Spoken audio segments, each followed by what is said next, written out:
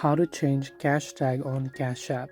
Now, if you don't know what cash tag is basically a unique identification number on your Cash App, like a username that people can actually use in order to pay you or send money to you on Cash App. So if your Cash App tag is actually quite complicated, people will find it hard to send you money. So you want to make it as simple as possible, right? So in order to change that, what you have to do is simply go ahead and then launch Cash App and make sure to log into your account. Tap on the profile icon from the very top right hand side of the screen. Once you tap on the profile icon, at the top you can find an option called personal. Now here link banks is highlighted. You want to ignore this, but you want to go to personal.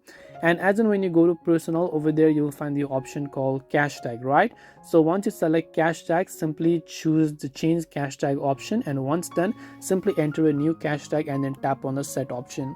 Remember that you will only be able to actually change the cash tag up to 3 times. So if you change it now, you can only do this 2 more times. So only if you're sure about changing your cash tag, you can tap on the confirm button. But then if you don't want, I recommend you do not do it, because next time when you really need it in the future, you will not be able to change it. Keeping that thing in mind, I hope this video helped you. If you have any questions, feel free to leave them down.